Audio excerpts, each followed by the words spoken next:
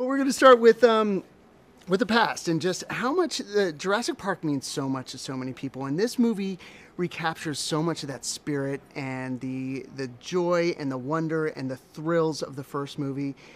What elements in this film do you think, how does it recapture it in your mind? How does it do that? What are the elements inside of Jurassic World? Well, I mean, I think that, Jurassic Park, for me, I'll start there. I saw the movie when I was 12 years old in the theaters opening weekend.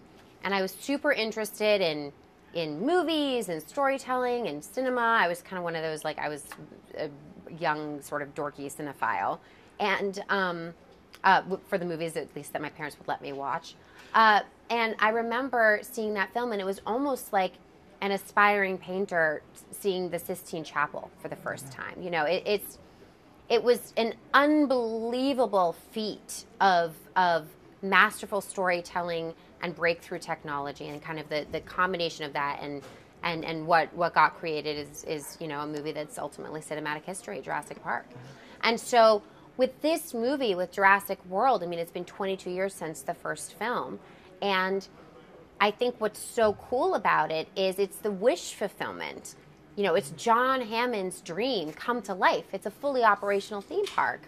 But it's also very realistic, because if there was a theme park where the attractions were dinosaurs that had been around for a decade or so, I mean, would people really be into dinosaurs? You know, would their interests be able to be sustained for that long?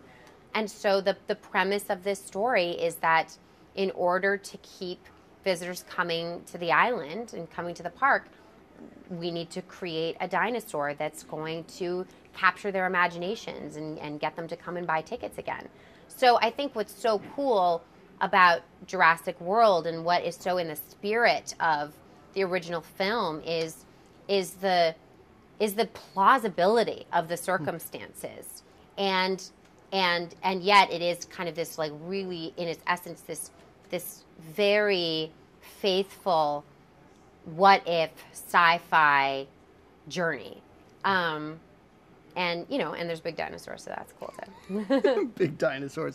And you mentioned the what if and the John Hammond's dream. Part of this wish fulfillment is that the park is open. Those 4 words. And so if the park were open and you got a chance to go to the park, is there a particular attraction? This movie has so many incredible things and sites inside of it.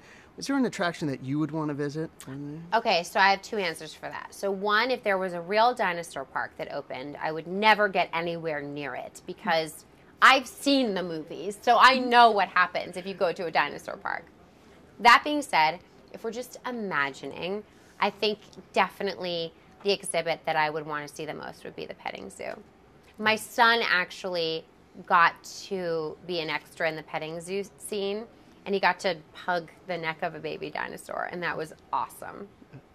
Well, there's so much for audiences to experience with this movie, and there's so many emotions all throughout it. It's pure big screen magic. What do you hope audiences feel when they watch this movie? I mean, I really, what I hope, whether or not it's possible, I mean, we've been hearing just great things about the movie, which is awesome and such a relief in so many ways.